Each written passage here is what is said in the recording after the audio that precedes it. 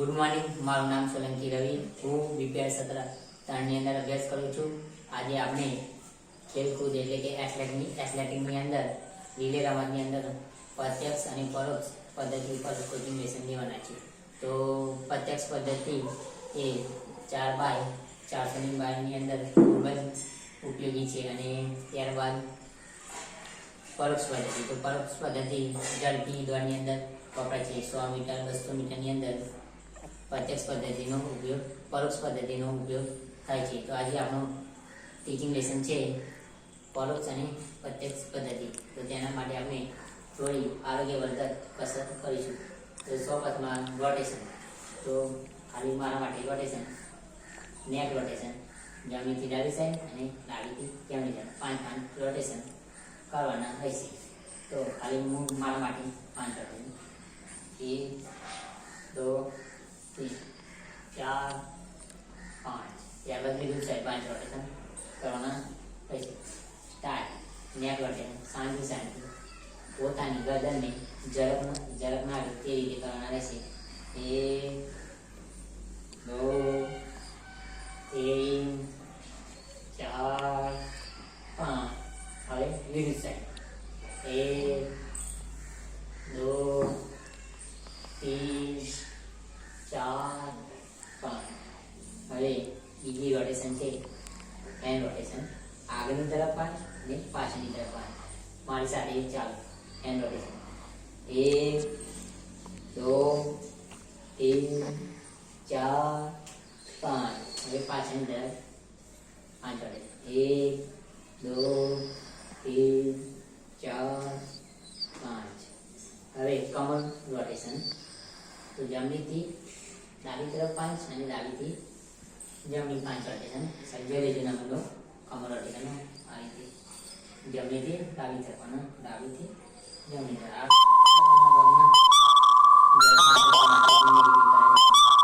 Start. ચલો 5 rotation જમણીથી ડાબી.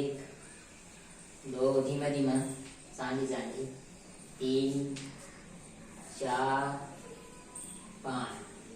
હવે ડાબીથી જમણી 5. 1 2 3 4 5.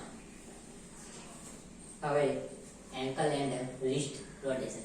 તો પોતાનો ડાબો હાથ અને જમણા પગને ઊંચો કરીને આપણે ગોલ રિસ્ટ કરવાનો રહેશે. ત્યારબાદ લેગ અને હેન્ડ ચેન્જ કરો તો હાથ અને પગ ચેન્જ કરી દેવાનું. તો ચાલો સ્ટાર્ટ. સ્થિતિ લઈ લેવાનું. 1 2 3 4 5. Leg and hand change. 1 2 3 4 5. હવે આપણે ફોરવર્ડ બેકવર્ડ બેન્ડિંગ. તો શ્વાસ ભરતા પોતાના પંજા પર અપ થવાનું, હાથ ઉપર ખેંચેલા કમરે કાનની સમાંતર. ત્યારબાદ શ્વાસ છોડતા જમીનને પગ સીધા, પગ ઘૂંટણ બાજુ વળવાના જોઈએ અને હાથ સીધા અને 5 સેકન્ડ હોલ્ડ થવાનું. ત્યારબાદ બંને હાથ ખભાના સમાંતર પગ ખોલવાના. ત્યારબાદ હાથનો સપોર્ટ લઈને કમરની પાછળ બેન્ડ થવાનું રહેશે. સ્ટાર્ટ. ચાલો શ્વાસ ભરતા ઉપર અપ, શ્વાસ છોડતા નીચે, ધીમા 5 સેકન્ડ હોલ્ડ. 1 2 3 4 5. અપ થઈ જાઓ, પગ ખોલાવ ખભાની સમાંતર. ત્યારબાદ ધીમે પાછળની તરફ હાથનો સપોર્ટ લઈ પાછળ બેક જેટલું ના હોય તેટલું. હવે ત્યારબાદ છે અલ્ટરનેટ ટો ટચ. તો પગ સામાન્ય ખોલવાના રહેશે. આ રીતે સ્થિતિ લેવાની. ત્યારબાદ આપણે વિરુદ્ધ હાથ અને વિરુદ્ધ પગ અને આકાશ, આપણી નજર આકાશની તરફ રહેવી જોઈએ. એ રીતે ખાલી નમૂનો. 1 2 3 4 5. ચલો સ્ટાર્ટ. સ્થિતિ લઈ આવી છે. બેન થાવ. સ્ટાર્ટ. 5 કરવાના. 1 2 3 4 5. 1 2 3 4 5. હવે આપણે સાઈડ. હા, તો સાઈડ ખાલી મારા માટે નમૂનો લઈ લેજો. નાના જમ્પ લઈને રીતે કરવાનું રહેશે. ઓકે, ચલો સ્ટાર્ટ. સાઈડ ધીમે ધીમે બીજાને અડચણરૂપ નહીં થવાનું. ઓકે, હવે આપણે પુનરાવર્તન શિક્ષણની અંદર આપણે પ્રત્યક્ષ પદ્ધતિ શીખી ગયા હતા, જે આપણે સામેનો ખેલાડી પોતાનો દોડતો આવશે અને ત્યારબાદ તે બેટન ચેન એક્સચેન્જ ચેનની ઝોનમાં 20 મીટરનો જે હોય છે તેની અંદર તે ખેલાડી આવશે અને આપણે આ રીતે ઊભા રહેતા હોય છે અને બેટન તે આપણે આ રીતે સ્થિતિ હોય છે અને બેટન જોઈને બદલવાની સ્થિતિને આપણે પ્રત્યક્ષ પદ્ધતિ કહેતા હોય છે. તો આજે આપણે રિલે દોડની અંદર પ્રત્યક્ષ પદ્ધતિ ઉપર આપણે આજે તેનું પુનરાવર્તન કરીશું. તો ચલો બસ. તો આજે આપણે પ્રત્યક્ષ પદ્ધતિ આપણે કરીશું. તો આજે આપણે તેને જોઈ લઈએ, આપણે તેનો નમૂનો જોઈ લઈએ પ્રત્યક્ષ પદ્ધતિનો. તો 100 પદમાં આપણો ખેલાડી ઉભો રહેશે અને તે ધીમે ધીમે દોડતો આવશે અને ત્યારબાદ આપણે હાથ આકાશની તરફ રહેશે અને તે ખેલાડી દોડવાનું સ્ટાર્ટ કરે ધીમે દોડ. આ રીતે ખેલાડી લઈને પ્રત્યક્ષ પદ્ધતિ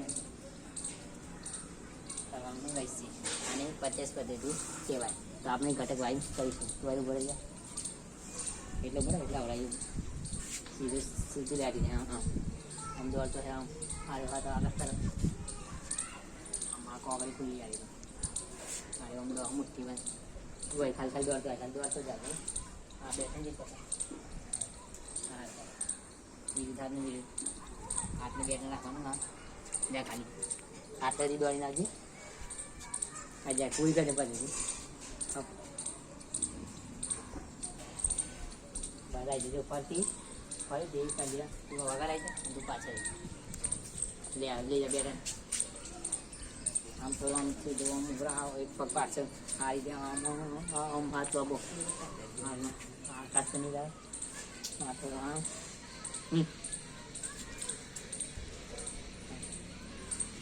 તો આ પ્રત્યક્ષ પદ્ધતિ થઈ જાય. હવે આપણે પરોક્ષ પદ્ધતિ, જે આપણે ખેલાડીની નજર સામેની તરફ છે અને પોતાનો હાથ જમીનની નીચે રહેશે આગળ અને ખેલાડી પાછળથી દોડતો પોતાનો ખેલાડી આવશે અને બેટન ઝોન એક્શનની અંદર આવીને અપ બોલશે તો તે દોડવાનું રહેશે. તો આપણે આ પદ્ધતિ ઘટક વાઇઝ કરીશું. તો ઘટક એક વખતે ખાલી તો ઉભો રહે ખેલાડી તું આવી જાય બોલે. તો ઘટક એક વખતે એવું બોલે ખાલી. આ ઘટક એક વખતે બેટન, તો બેટન 50 સેન્ટીમીટર 30 સેન્ટીમીટર જેટલું લાંબુ આવે છે અને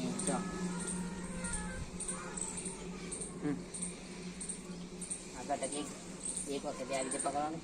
ત્યારબાદ ખેલાડી દોડતો આવશે. આ ઘટક એકની વખતે દોડતો આવશે. આ ઘટક એક જ્યારે ઘટક એક વખત ઘટક એક હાથ આમ નેચર કામ કરે દોડતો ખાલી આવી ગયું બસ એટલા જ ઉભરે. બસ ઘટક એક આમ હાથ લાંબુ કરવાનું. આ ઘટક એક થઈ ગયું. હવે ઘટક 2. તો ઘટક 2ની વખતે તું દોડી નાખી લે. તું આવી હોય કે જોઈ ઘટક 2 જોઈ લે. તો ઘટક 2ની વખતે આ હાથ આ રીતે ખેલાડી દોડતો આવશે અને અપ બોલ છે ત્યારે આપણે દોડની સ્થિતિ લેવાની રહેશે. અપ આ ઘટક 2 આ રીતે અપ બોલ એટલે આમ બેટન આવી જવું જોઈએ હાથમાં. ચાલતું દોડતો સ્થિતિ લઈએ દોડવાની આમ સ્થિતિ લે આમ હાથ આમ ખાલી આમ રેડી બોલે દોડો સ્ટાર્ટ. અપ બોલવાનું ખાલી દોડવાનું નહીં. અપ બસ દોડવાનું નહીં. દોડાઈ જાવ છે ખાલી હાથમાં પગ ના મિસતા આમ દોડવાની સ્થિતિ જેવી થઈ જાય. રનિંગ જેવું લાગે છે. હાથ જમીનની નીચે આ રીતે રાખવાનું.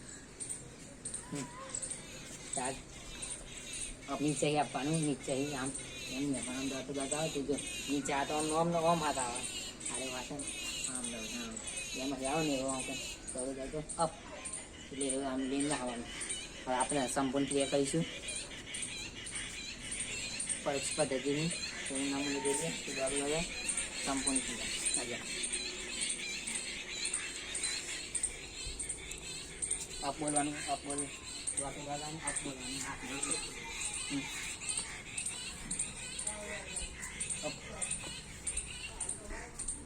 રીતે સંપૂર્ણ ક્રિયા કરવાની રહેશે. તો આપણે વારાફરતી સંપૂર્ણ ક્રિયા કરી દઈએ. હાથ કમ્પ્લેટ સુધી આ રીતે આવી જાય મૂકવાનું બેઠા લોક બોલે એવું તારે હાથનું પગનું દોડતા નથી ત્યાં સુધી અંતરેખા તરફ. Okay start. અપ પાસ તો દોડવાનું 1005. હવે તું વગાડી જાય દુપા થઈ જશે. લે આ રીતે જમીનમાં આમ દોડતા હોય તો રહી જઈએ સ્થિતિ આમ તો આમ બેન તો બેન હા રેડી હેરા દોડે સ્ટાર્ટ. અપ હા સ્ટોપ કરી દે. તો આમ આપણે રીલે રમતની અંદર પ્રત્યક્ષ અને પરોક્ષ પદ્ધતિ વિશે માહિતી મેળવી. હવે આપણે રંજનાત્મક વિભાગની અંદર 2 રમતો છે. બોલ્યો તો રીલે રમત. તો રીલે રમતની અંદર આપણે જોઈએ તો બોલ ડ્રિવિંગ. તો તેની અંદર હેન્ડબોલ હોય યા બાસ્કેટબોલ હોય તે રમતની આપણે વાત કરીશું. તો તે છે બોલ ડ્રિવિંગ. તો આપણે સોબતમાં વિદ્યાર્થીઓને હાઇટ વાઇઝ ઊભા રાખીશું. ત્યારબાદ તેમને 2 ટુકડીમાં વિભાજિત કરીશું. એક ટુકડીને એ નામ અને બીજી ટુકડીને બી નામ આપીશું. ત્યારબાદ તેમને બોલ આપીશું.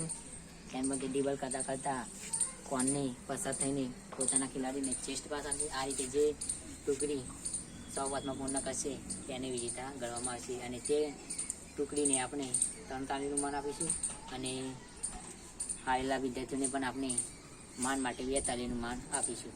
ત્યારબાદ આપણી બીજી રમત છે નિશાની બાજ. તો આમાં આ રમતની અંદર આપણે ખેલાડીઓને એક સિંગલ લાઇનમાં ઊભા કરીશું. ત્યારબાદ નાનો ટેનિસ બોલ યા સોફ્ટ બોલ રાખીશું અને 3 ડમ્બેલ્સ હશે તેને વારાફરતી એક વિદ્યાર્થીને પાડવાના રહેશે. જે વિદ્યાર્થી એ ડમ્બેલ્સને નીચે પાડશે તેને વિજેતા જાહેર કરવામાં આવશે. જો સંજોગો જ પરિણામ સમાન આવે તો આપણે ફરીથી એક તક આપીને જે વિદ્યાર્થી ડમ્બેલ્સ પાડશે તેને વિજેતા જાહેર કરવામાં આવશે. આમ આજે આપણો ખેલકૂદની અંદર રીલે રમતમાં પ્રત્યક્ષ અને પરોક્ષ પદ્ધતિ ઉપર કોચિંગ લેસન પૂર્ણ થાય છે. અસ્તુ.